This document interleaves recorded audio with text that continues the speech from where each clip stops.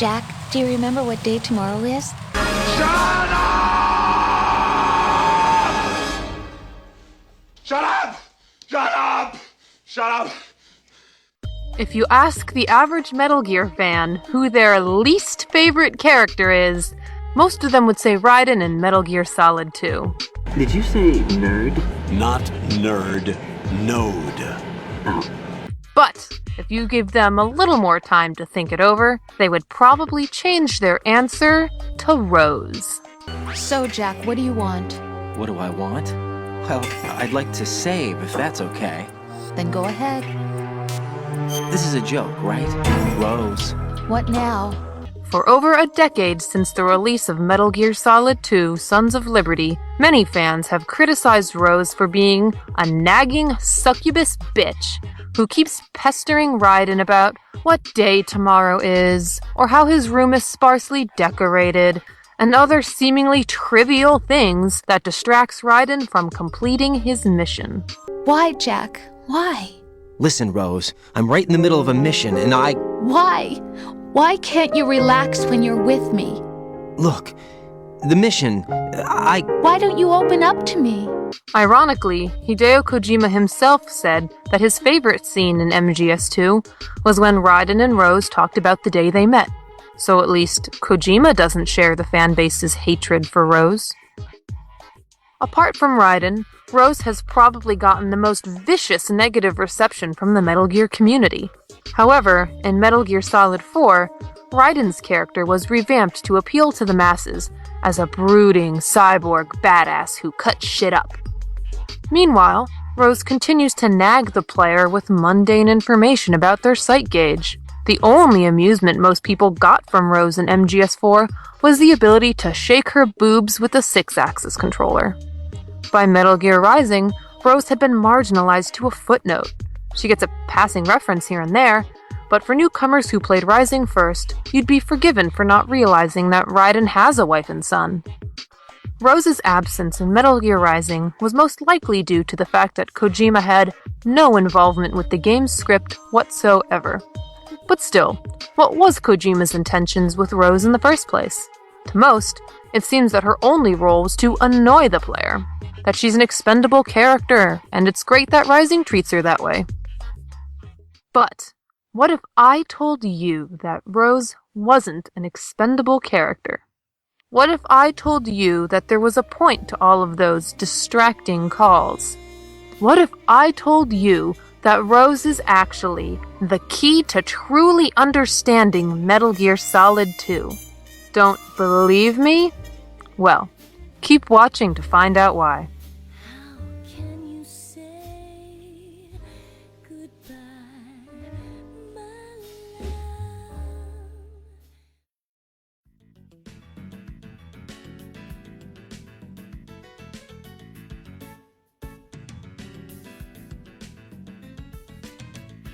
The first thing to keep in mind when analyzing Metal Gear's story and characters is that it's always important to take Hideo Kojima's intentions into account. With a series like Metal Gear Solid, story and author are inextricably intertwined. Kojima uses his work as a vehicle to convey his own thoughts, feelings, and worldview. One example of this is his portrayal of women. In the past, Kojima has been criticized for his provocative portrayal of women, bordering on sheer perversion. These complaints aren't entirely without merit, but for the most part, women in Hideo Kojima games are very well characterized, fleshed out, and even charismatic. But of course, Kojima is a man, and as he himself admits, most of the women in his games are based off of his personal fantasies of women. There is, however, one exception. But that said, I think there was one female character, Rose, and I think she wasn't too popular. I don't know, do you guys not like her? And ironically, she was the one female character that I kind of tried to base on actual people that I knew. So she was based on past girlfriends or, female acquaintances that I've known. And, she was supposed to be the character who even, within this fantasy game where these men were going to war, she was like the real character who would come and talk to the player. And ironically, nobody liked her.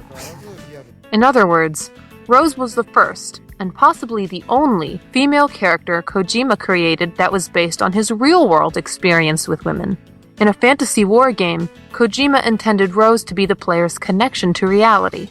Okay, but what does this have to do with Rose's constant nagging? Why is she bugging Raiden in the middle of battle? Well, actually, Rose's constant nagging only occurs when the player is out of enemy sight after the player voluntarily saves their game. If Raiden is in alert mode, Rose simply gives him words of encouragement. But even if Rose's conversations didn't put Raiden in danger, why does she even bother? After all, as the Rose haters are so quick to point out, Raiden is on an incredibly important mission. He has to defuse dangerous explosives, kill terrorists, stop a potential environmental catastrophe, and save the president. All Rose ever did was distract players on their super important mission. But here's the thing. Those bombs weren't placed in any dangerous spots, and in fact, defusing them triggered the real bomb threat. Raiden never succeeds in killing any member of Dead Cell, apart from Fat Man, who the terrorist leader wanted to kill anyway. King, Fat Man is dead. It doesn't matter. Saved us the trouble of getting rid of him ourselves. The environmental threat turned out to be a hoax, and the president is revealed to be nothing more than a pawn for a super-secret organization that secretly controls the United States government. In fact, it's later revealed that said super-secret organization orchestrated the terrorist incident as a test for their social engineering plan. You think this little terrorist incident is your own doing, Solidus? This is the S3 training kernel. An orchestrated recreation of Shadow Moses. What?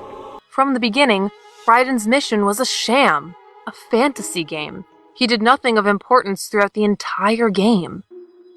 But sure, even this fantasy game of pretend bad guys and pretend heroes still carried some risk to Raiden's life. And yes, Rose was aware of that risk. And that's precisely why she kept distracting him with her calls.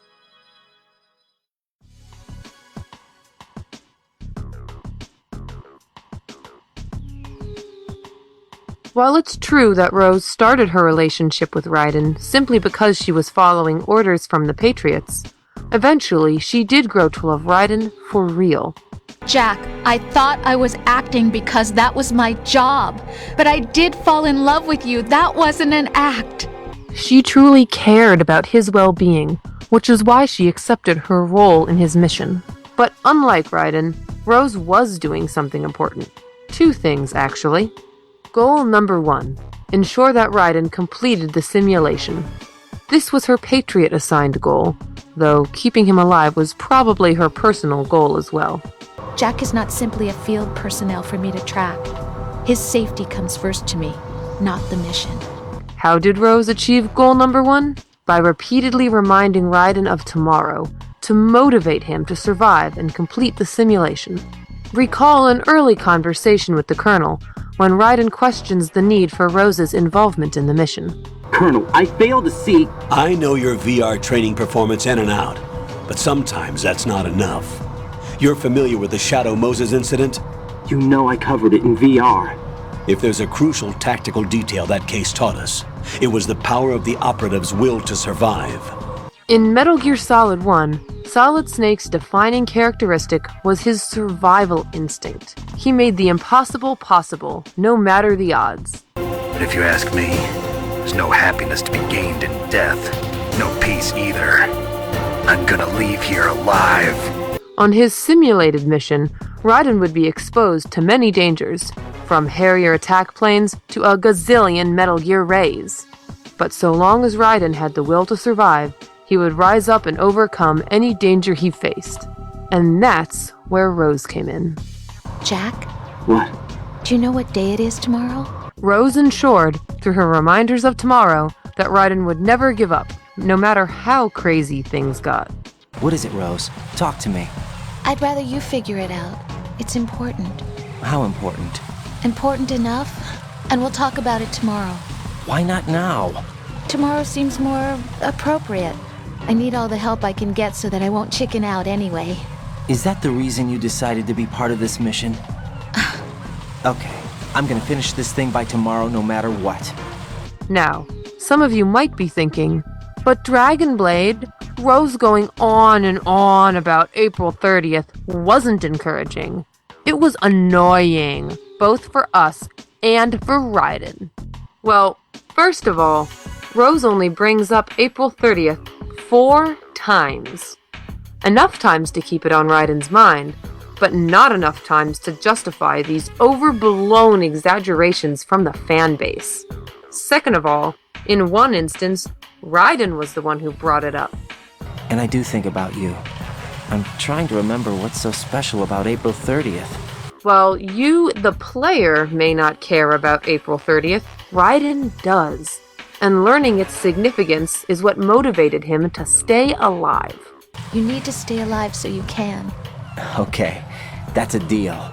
But notice how she uses the promise of tomorrow to motivate Raiden, rather than the importance of the mission itself.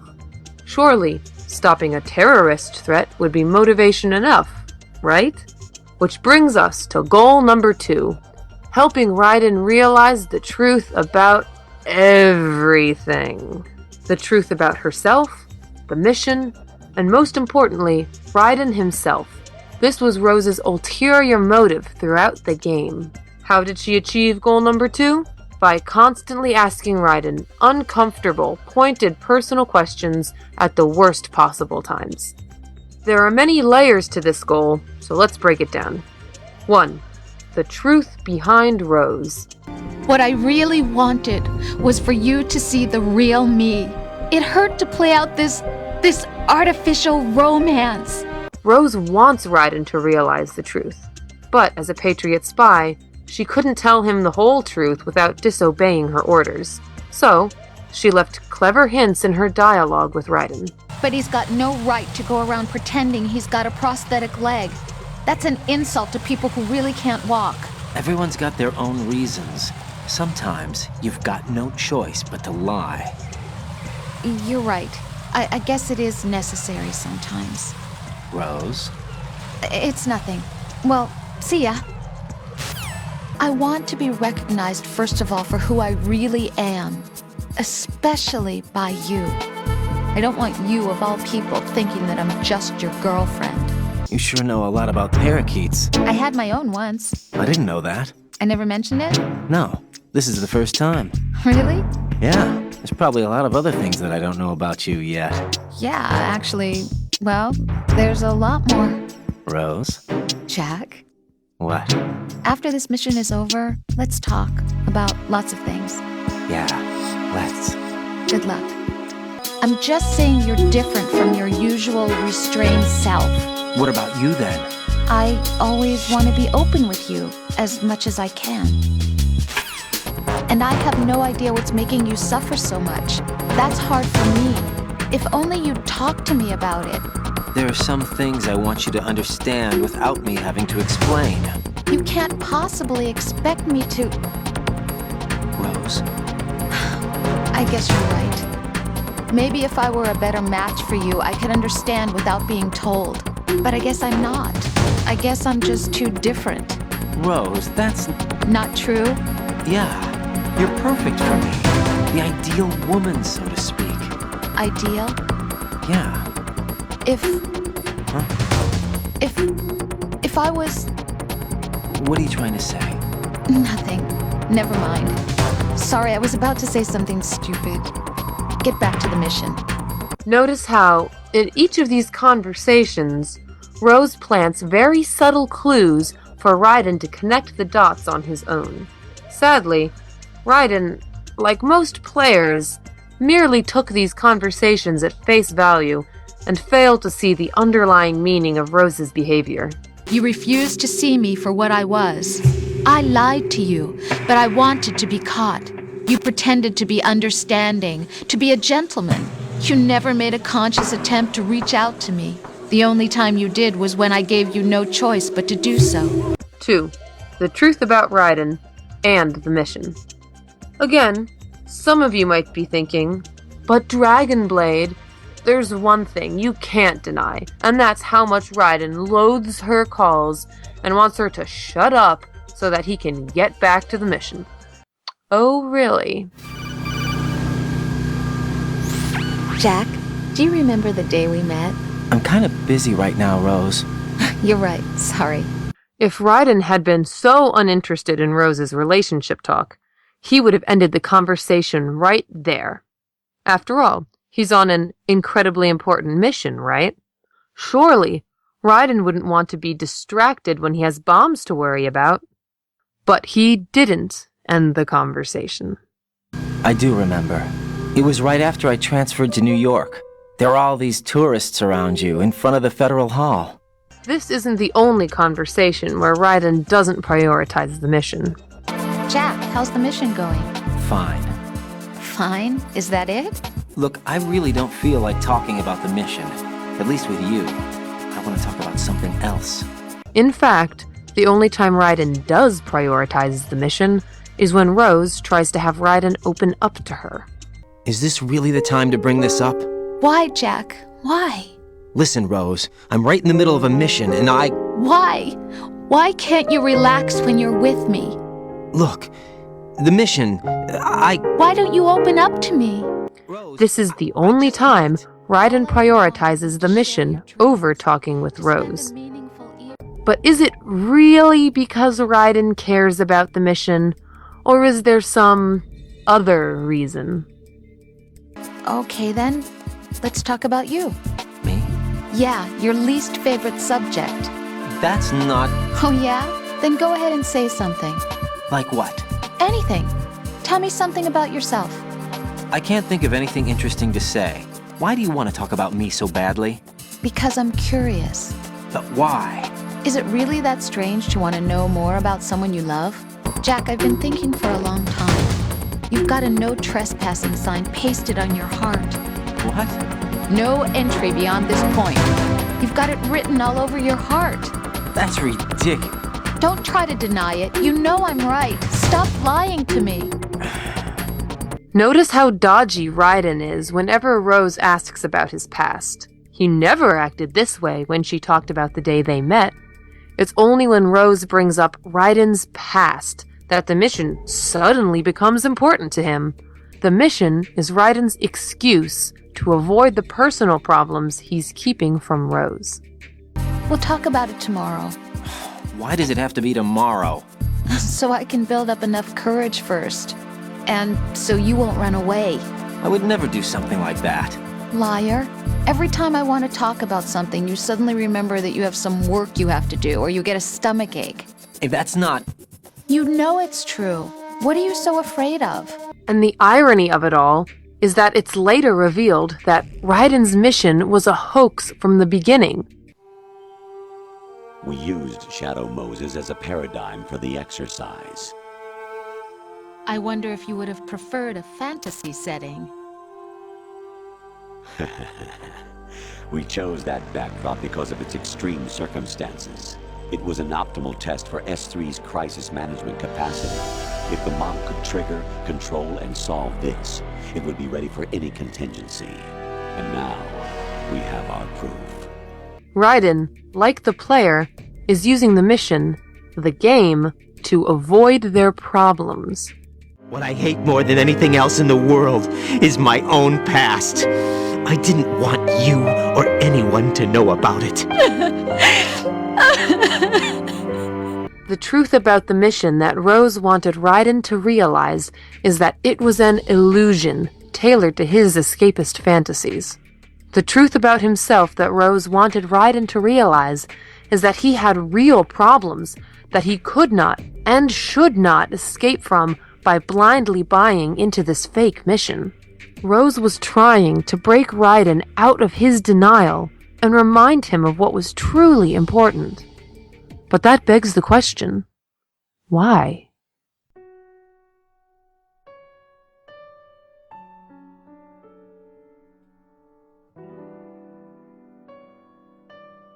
Why would Rose go through all this trouble? Why would she try to make Raiden see the truth, knowing how he would suffer in facing his denial?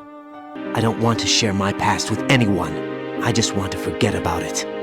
She did it because it was precisely that denial that allowed the Patriots to victimize him in the first place.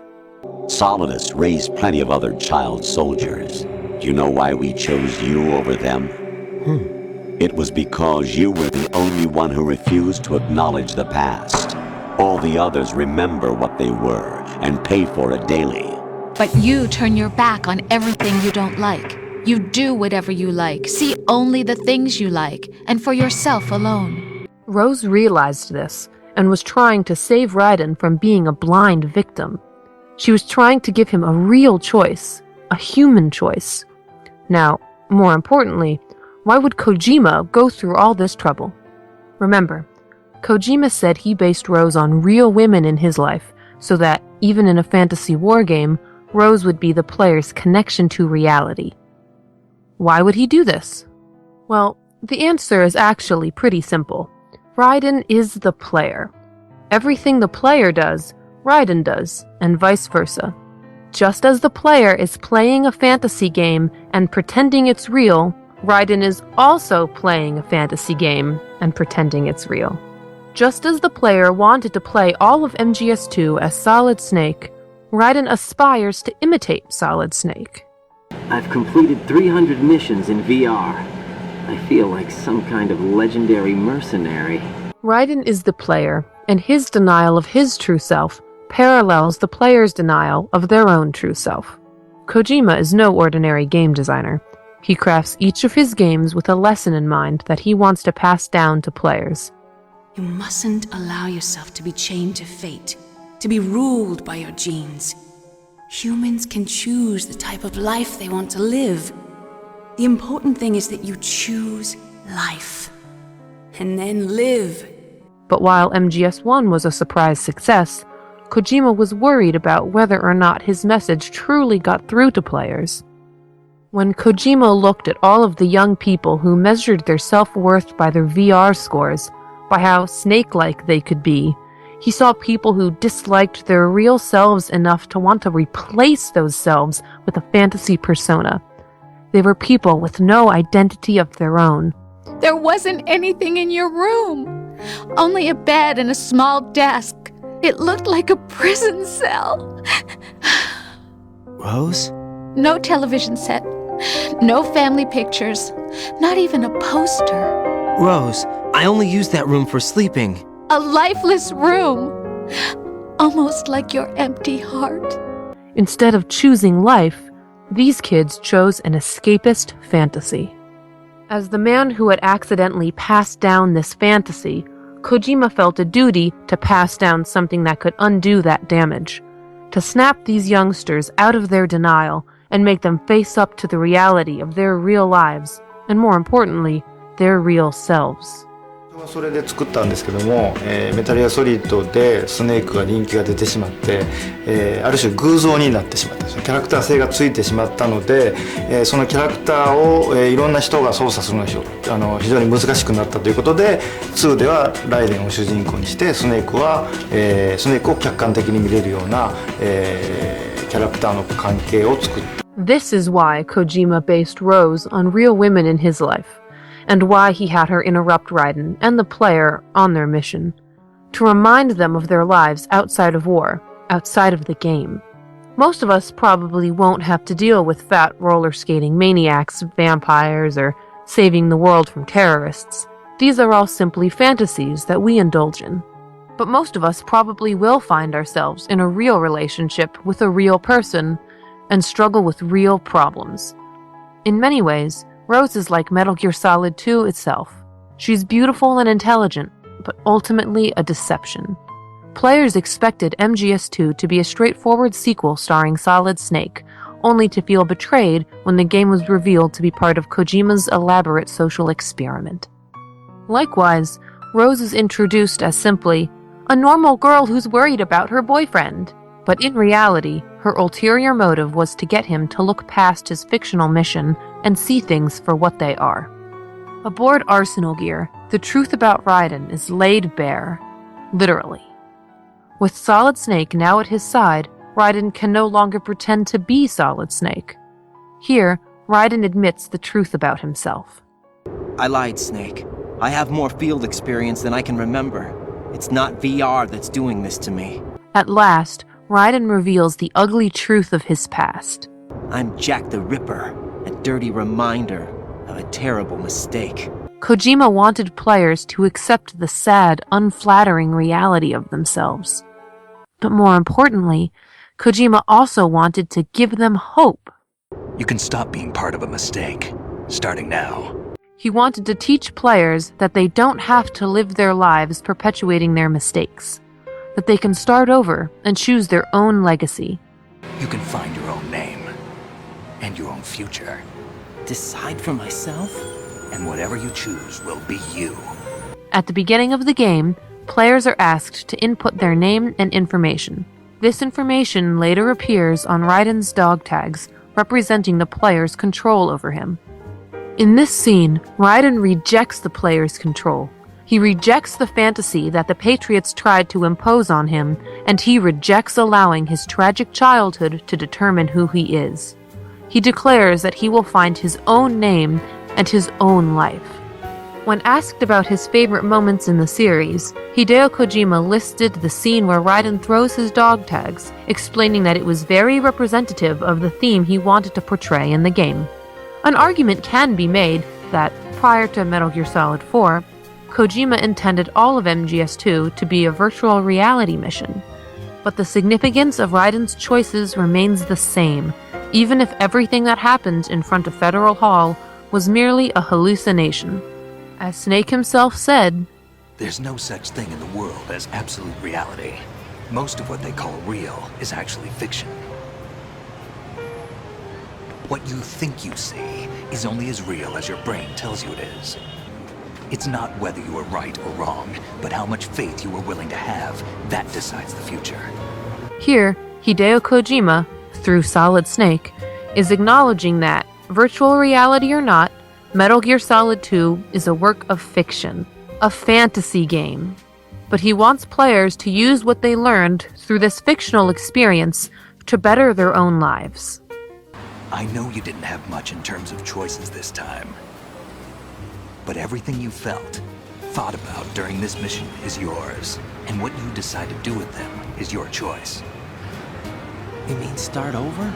Yeah, a clean slate, a new name, new memories. Choose your own legacy. It's for you to decide. It's up to you. When Snake explains how he will continue his fight against the Patriots, Raiden offers to help him, but Snake refuses. Snake tells Raiden to stop following in his footsteps, that he should live his own life, a life with Rose. Snake tells Raiden to find his own reality. Rose is how Raiden finds it. Can I ask you something? Who am I, really? I wouldn't know. But we're going to find out together, aren't we? Oh. Yeah.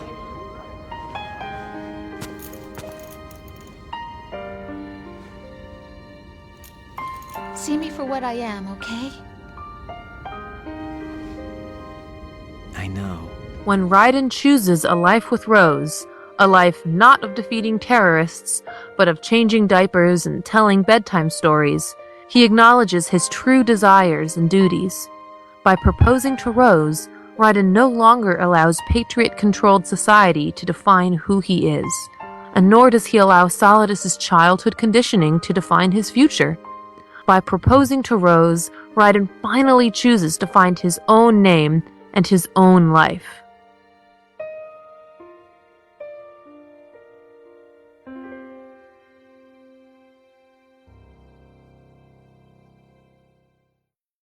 But sadly, no one got it.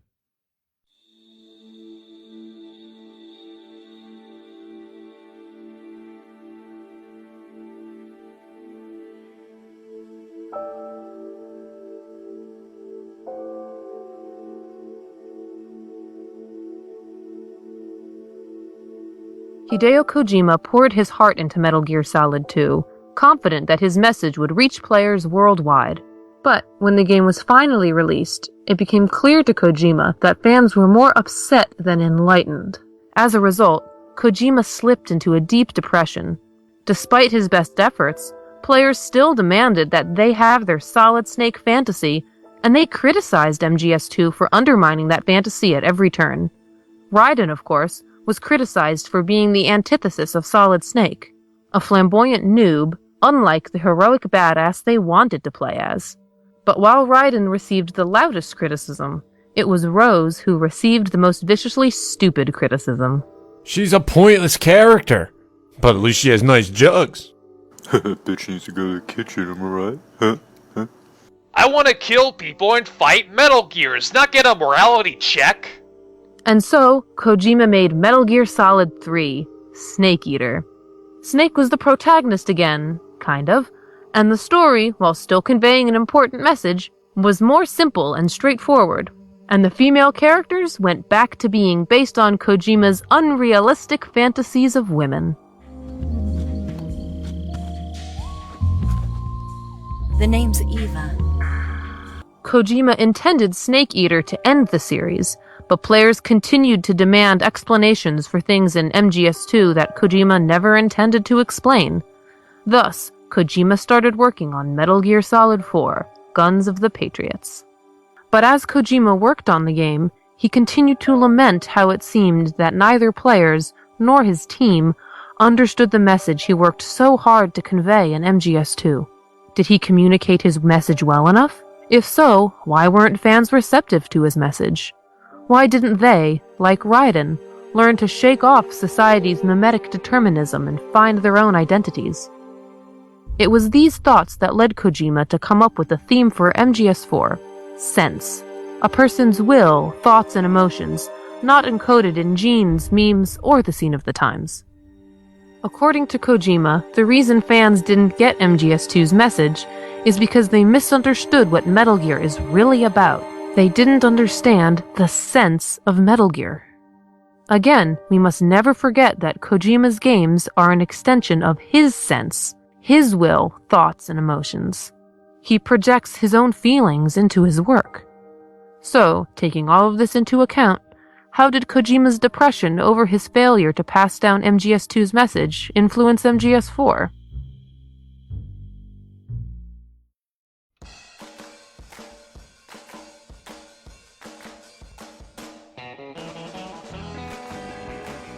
When Raiden was reintroduced in MGS4 as a cyborg ninja, fan opinion made a 180-degree turn. Now, everyone loves Raiden. Drifthead, you never went back to see Rose. Rose? She doesn't exist. No. Rose and I live in different worlds, different times. Her world has no place for someone like me. Leaving Rose behind, Raiden now does awesome things like backflips, cutting down geckos like butter, and he has fights with Vamp with subtle gay undertones.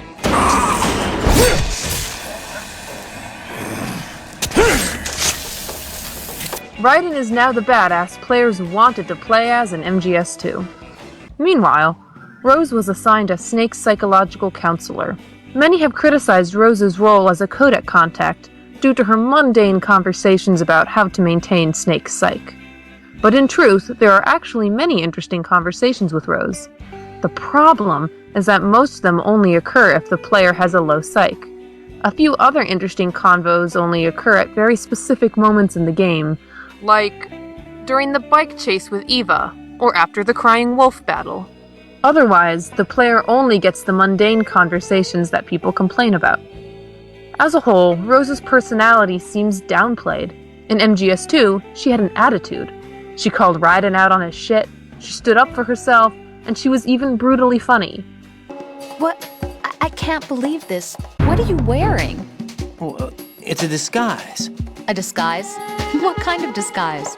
Well, I was hoping I could use it kind of like camouflage. You know, fool the enemy into thinking I was a box. You'd have to be an absolute idiot to be fooled by that. Yeah, maybe. But there are more idiots in this world than you think. You mean like you? What? Never mind. Anyway, good luck. You'll probably need it with that stupid box on your head. But of course, people hated that. So, in MGS4, there really isn't a whole lot going on with Rose. She's all sweetness and light, and can't even figure out that she's the butt of a joke. Some of the best food I'd ever tasted, Rose. I'm sorry, Snake. Ever since he went to that swap meet, it's all he can talk about. You think he'd never had a decent meal in his life. No kidding. Wait a minute. Rose, who does the cooking at your house? Me. Roy doesn't... What are you getting at? Nothing. Never mind. Colonel? My sympathies. It's appreciated, Snake. I actually like those American rations. It's like, in MGS 2, she was an annoying, evil bitch. But in MGS 4, she became a boring, harmless bitch. Likewise, Raiden's growth into a cool character was actually a superficial improvement. In reality, it was a regression in disguise. At the end of MGS 2, Snake teaches Raiden to choose his own life. But in MGS 4, Raiden continues to live a life of despair. It was never going to work out for me. It even rained the day I was born. Raiden became cool at the expense of his humanity and free will. Raiden may claim that his place is on the battlefield, but it's clear that war only makes Raiden miserable. I have always been alone. In MGS 4, we see that Raiden wants to protect Snake. He, like in the end of MGS 2, tried to follow in Snake's footsteps. I'll release you. It's the only way I'll ever be free. But Snake, once again, refuses and tries to get Raiden to live his own life. I'm a shadow, one that no light will shine on. As long as you follow me, you'll never see the day. Raiden, 5 years ago, that's not what I meant. Snake's words came directly from Hideo Kojima's mouth, speaking in regards to how most players misunderstood MGS2's message. But like Snake with Raiden, Kojima wasn't ready to give up on trying to pass down his message just yet. Kojima had Snake fight even harder to reiterate the message he tried to convey in Sons of Liberty. Your body may be a machine, but your heart is human. You've got a life to go back to. I've got nothing to lose. Don't be an idiot. You know you've got someone to protect. You still have your youth. Don't waste it. You can start over.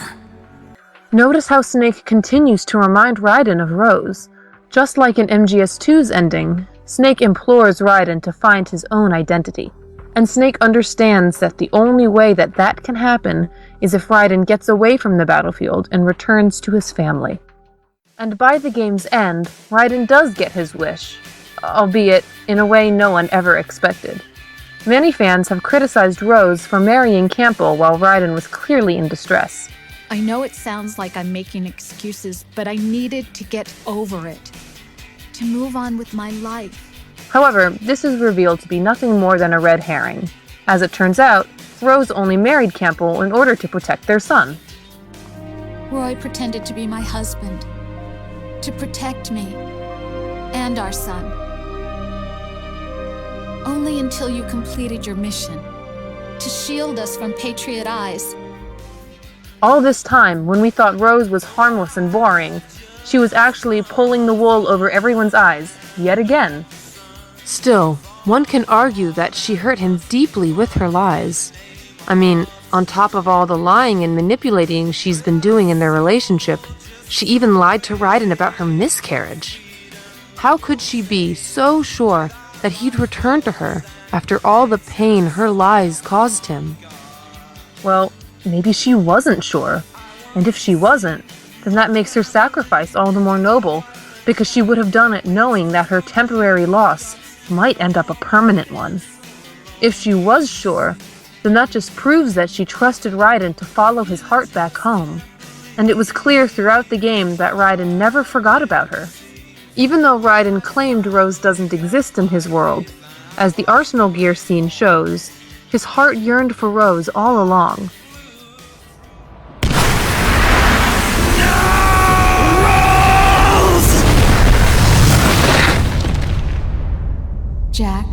Do you remember the day we met? Yeah, it was in front of Federal Hall. There were all these tourists around you. Despite not being with Rose for 5 years, Raiden spends what could be his final moments thinking about her. It's only when Raiden isn't doing the awesome things that the fanboys praise him for that Raiden is truly happy. At last, Raiden asserts his independence from player demands and finds his own name and his own life.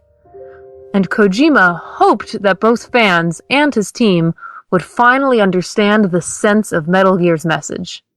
Sadly, most players were still clueless. When the fanboys saw Raiden in MGS4, they didn't see a lost soul tortured by war. They saw a badass who they wanted to control for themselves. At most, the scenes where Raiden shows misery from the battlefield is seen as an annoyance, that he's a whining emo faggot and should go back to breakdancing with Vamp. People criticized this scene because it showed that Raiden still had his humanity. But they don't want Raiden to have humanity. They want him to be a vector to fulfill their childish power fantasies. And unfortunately, years later, Kojima would reluctantly grant them their wish.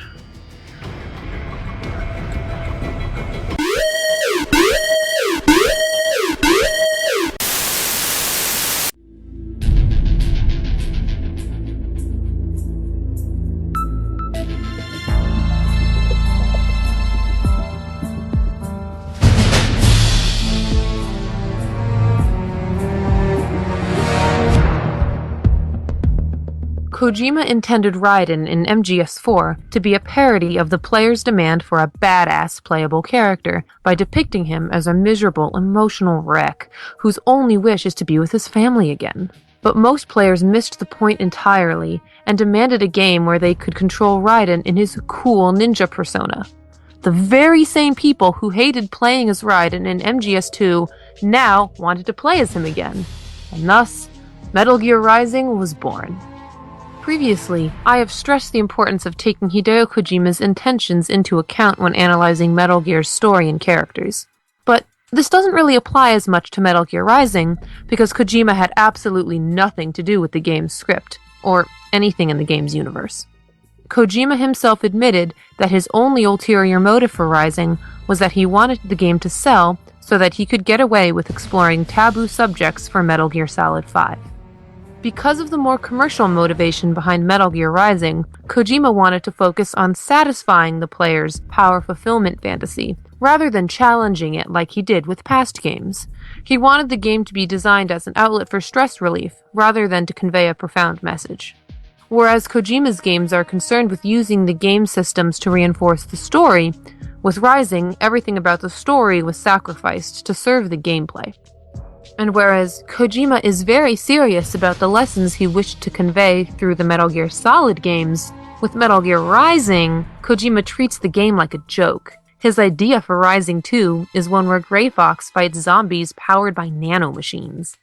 The only time Kojima ever took Rising's story seriously was when an interviewer asked him about his thoughts on Raiden's ethics throughout the game. Kojima explains that Raiden is someone who wants to live a happy life with Rose, but he became so twisted from his experiences as a child soldier that happiness constantly eludes him. Some would argue that this means that Raiden was always doomed to repeat his past mistakes, and that he never had a chance. But Kojima is no fatalist. At the end of MGS2, Kojima has Solid Snake stress the fact that, ultimately, Raiden's fate is his own choice. I know you didn't have much in terms of choices this time. But everything you felt, thought about during this mission is yours. And what you decide to do with them is your choice. You mean start over? Yeah, a clean slate, a new name, new memories. Choose your own legacy. It's for you to decide. It's up to you. The thing that Rising's defenders and critics need to understand is that the point of Raiden's ending in MGS 2 and 4 isn't simply that he got a happy ending. Rather, the point was that Raiden chooses to acknowledge the truth about himself and worked to deal with his problems, that he would see things for what they are.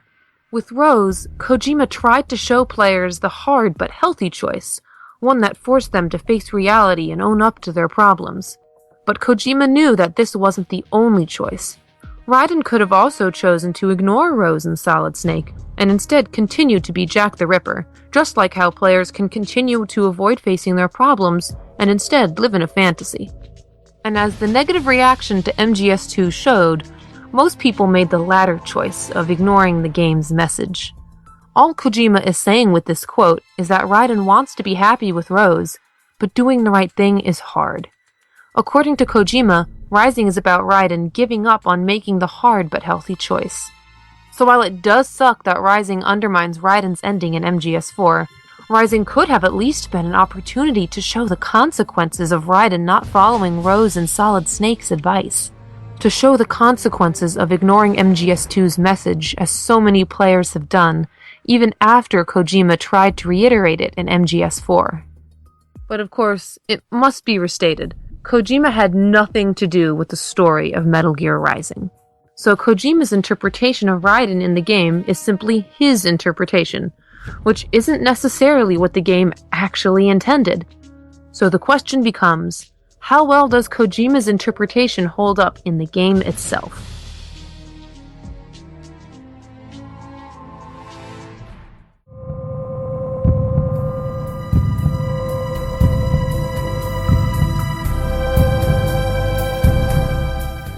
Early on, Rising actually seems like a tolerable evolution of Raiden's story.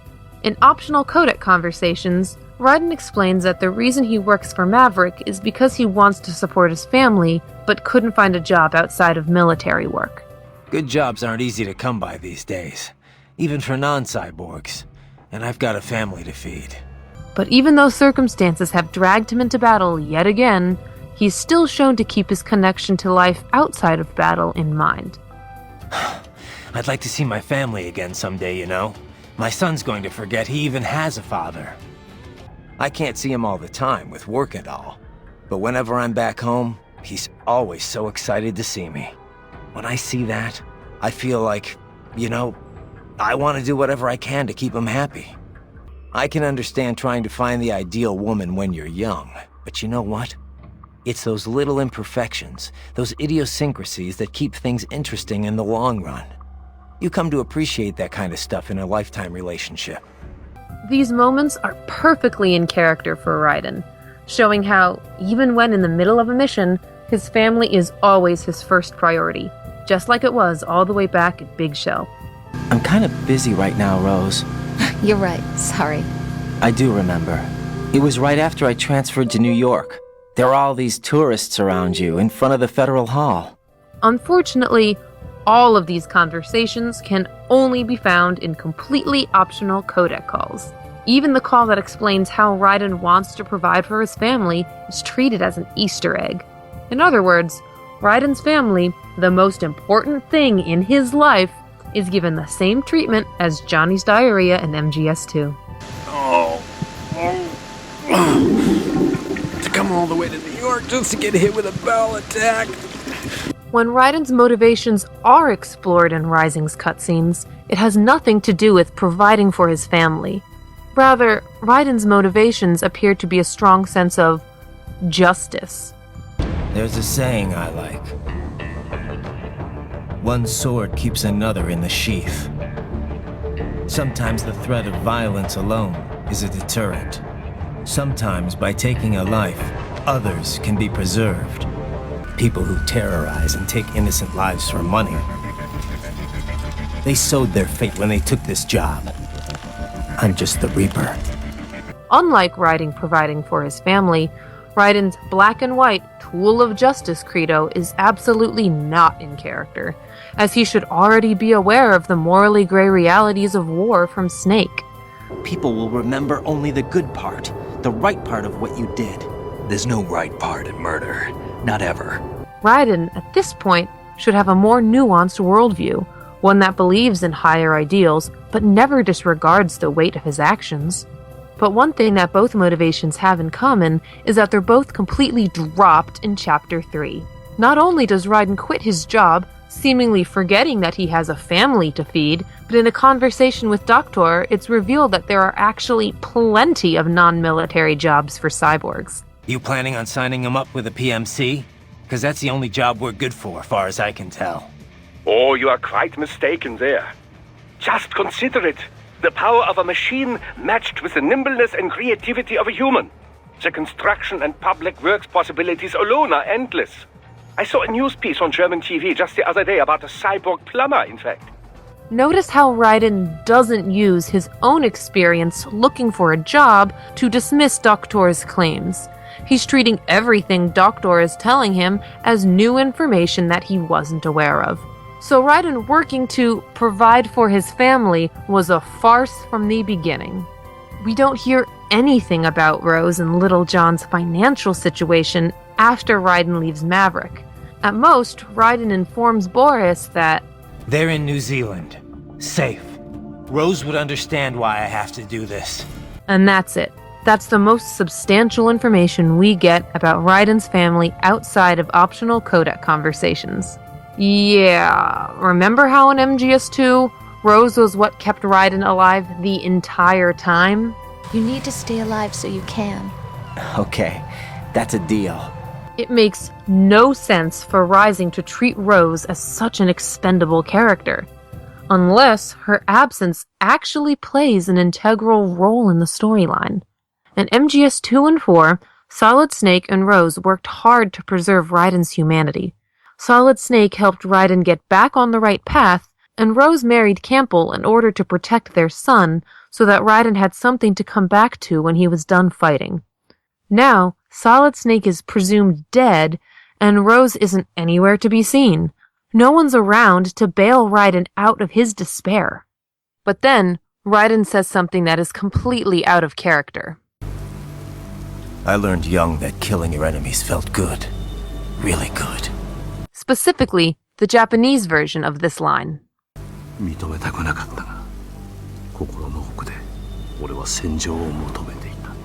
But wait, according to Kojima's quote, and, well, all of MGS 2 and 4, Raiden is a lost soul tortured by the battlefield. As Kojima said, he's only truly happy when he's with Rose. But now, Rising is saying the opposite, that Raiden is only happy when he's on the battlefield. What I hate more than anything else in the world is my own past. Actually, I should thank you. What are you talking about? If it wasn't for you, I wouldn't have gotten Jack back. Raiden is happy to have Jack the Ripper back. It's quite funny how, in the one time where Kojima tries to take Rising's story seriously, he ends up severely contradicting it. Many fans would describe the scene with Monsoon as the turning point for Raiden, the moment where he finally admits that he only used his higher ideals as an excuse to kill. I told myself this was about justice, about protecting the weak, but I was wrong. And that by embracing Jack the Ripper, Raiden has finally embraced his true motivation for fighting. Pain. This is why I fight. But Rising never actually goes all the way with that. In the very next scene, Raiden goes on about how he still wants to rescue kids. Relax. I'll get the brains. Furthermore, Raiden hardly ever does anything morally questionable, and the long-term consequences of his actions are frequently ignored. I was made to kill soldiers, POWs, civilians. Now, Jack is back, and yet he conveniently only kills enemy combatants. When Jack the Ripper does get the opportunity to kill a civilian, the most he can do is tear off their clothes. Seriously? You get off on that kind of thing? Raiden, what the hell, man? This is your idea of a good time? Stripping dudes in public? Seriously, Kevin? You're gonna bitch about that, but not the part where Raiden cuts a child in half? He's not dead, though. Actually, he really digs his new body. Oh, I guess that makes it okay. Yeah, the most shocking scene in the game has been sanitized by this cop-out. Remember that scene where Wolf refused to shake Raiden's hand, and Raiden goes Ripper right in front of Sonny? If Raiden had truly embraced the Ripper, Sonny should have been reduced to a red puddle. Because that's what it means to embrace the Ripper.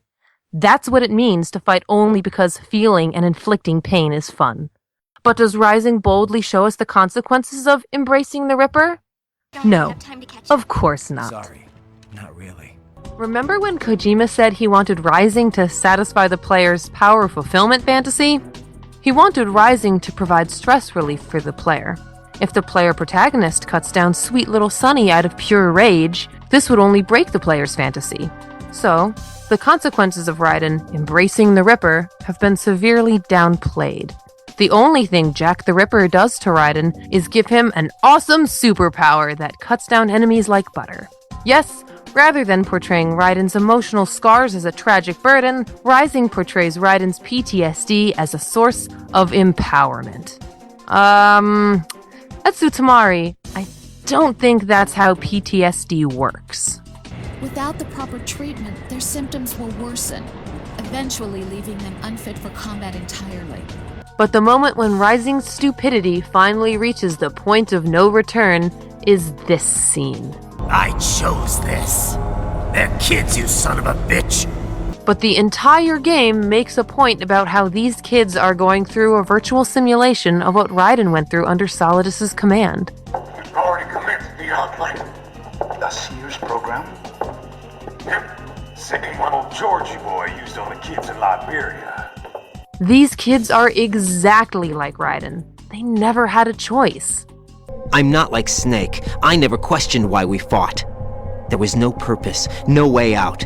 They give you a gun, you ask how many to kill. If you didn't, you were the one they shot instead.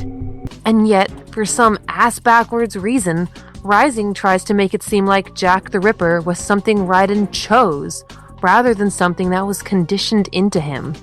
The only time Jack the Ripper is portrayed as something that was forced on Raiden is in an optional codec conversation.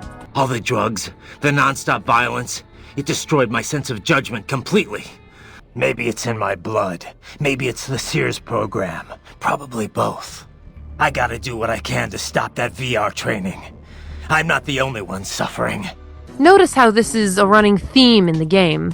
Raiden's suffering from Jack the Ripper is only in an optional codec conversation. Raiden's higher ideals are only in optional codec conversations. And of course, Raiden loving his family is only in optional codec conversations. Basically, anything about Raiden's character that doesn't cater to the player's childish power fulfillment fantasy is shoved aside to optional codec conversations. But the biggest insult to Rose's character doesn't come from her absence. It comes from this line. In America, my friends, my family, they helped me forget the devil inside. But in MGS 2, she did the exact opposite. Okay then, let's talk about you. Me? Yeah, your least favorite subject. Listen, Rose, I'm right in the middle of a mission and Why? Why can't you relax when you're with me? Look, the mission, Why don't you open up to me? Jack, I've been thinking for a long time. You've got a no trespassing sign pasted on your heart. What? No entry beyond this point. You've got it written all over your heart. But someday, do you think you might let me in to the other side of that sign? If anything, Raiden was the one who wanted to forget the devil inside. I don't want to share my past with anyone. I just want to forget about it. Rose's entire role in MGS2 was to have Raiden open up and come to terms with his dark secrets. I accept the good and the bad, Jack. That's what you do for someone you love. And thus we are shown the difference between Rose and all of Raiden's allies in Metal Gear Rising. Rose doesn't willfully blind herself from Raiden's bad parts like Courtney or Sunny does, and she doesn't try to justify Raiden's bad parts like Blade Wolf does. She accepts the good and the bad. I didn't know anything about you, I admit that. Where you were born, how you grew up. But I know that now. And I know that what I feel for you can only get better. And I'll share in your past if that's the price. But Metal Gear Rising, like most players, didn't understand Rose. And because of this statement of pure slander, Atsutamari has solidified his incompetence.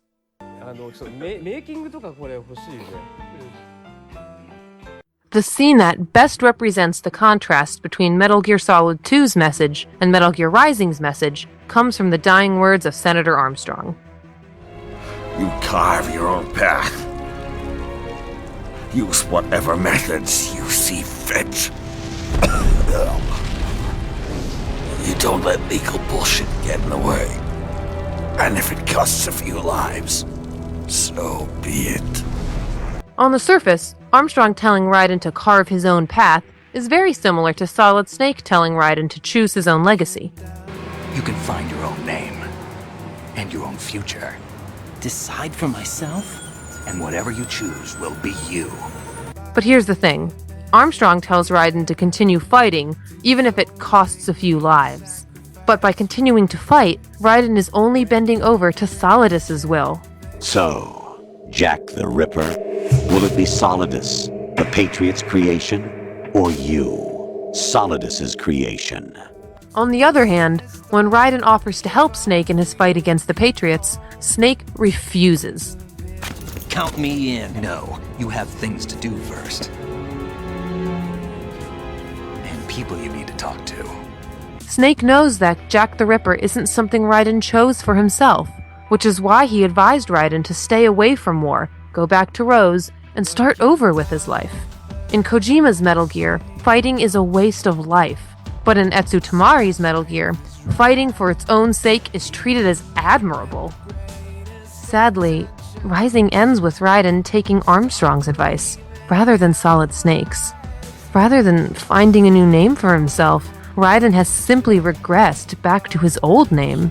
Rather than starting over with a clean slate, Raiden continues to allow his past to define him. Rather than strike out and pave his own way, all Raiden ever does in Metal Gear Rising is conform. He conforms to both Solidus's conditioning and to the player's power fulfillment fantasy, the very fantasy that Rose tried to save Raiden from. Perhaps this is the real reason why Rose is absent in Metal Gear Rising. Rather than portray Raiden as someone who struggles with, but ultimately overcomes his dark past, like it should be, or portray him as a despicable monster, which would at least make sense on its own terms, Metal Gear Rising instead portrays Raiden as try-hard McCool, a generic badass vigilante with conventional morality, as an outlet for player gratification. The Raiden I know is a hero. Rose's role in MGS2 was to get Raiden and the player to snap out of their delusional power fulfillment fantasy and come back to reality. But Rising wants players to forget reality as much as possible and indulge in their power fulfillment fantasy. Metal Gear Rising doesn't want players to see things for what they are.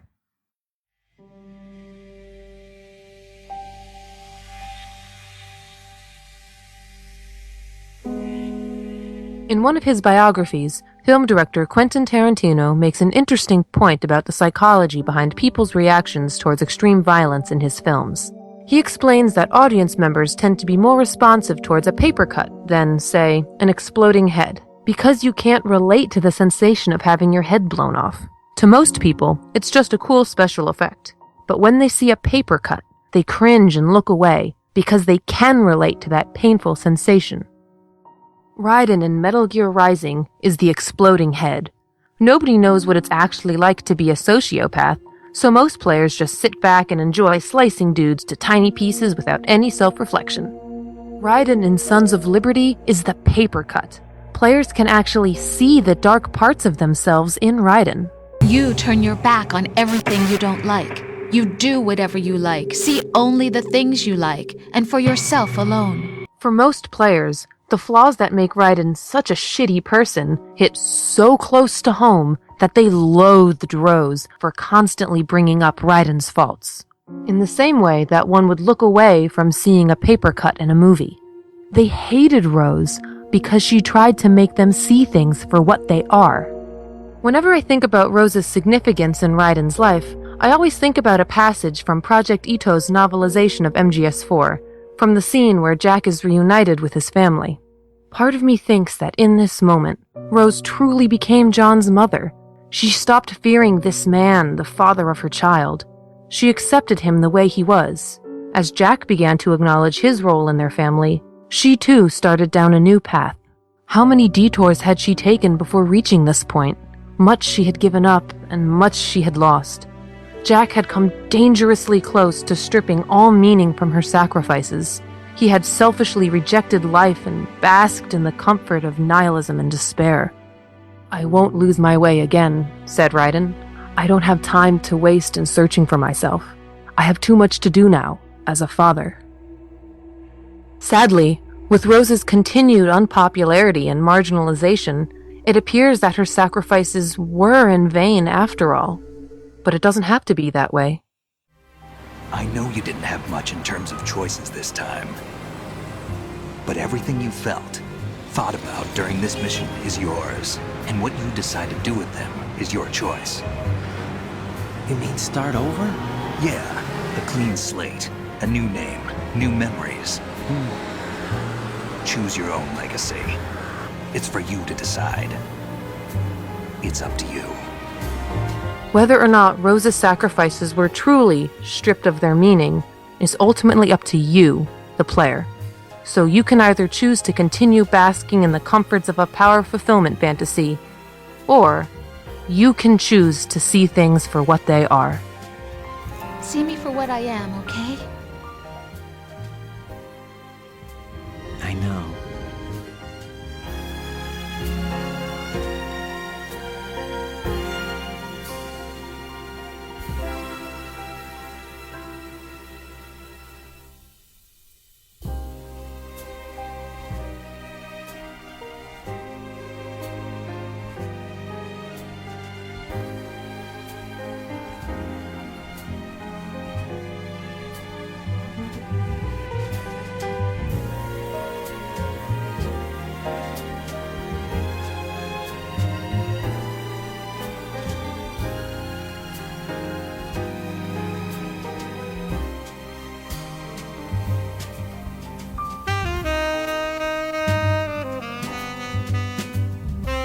I hope you found this analysis of Jack and Rosemary to be fun and insightful, and I hope you all enjoy the Phantom Pain when it finally comes out. But before I go, there's one more thing that I think needs to be addressed. We watched King Kong in your apartment a bunch of times that night. Didn't sleep till morning. Just so you know, they didn't actually spend all night watching King Kong. I'll let you figure that one out for yourself.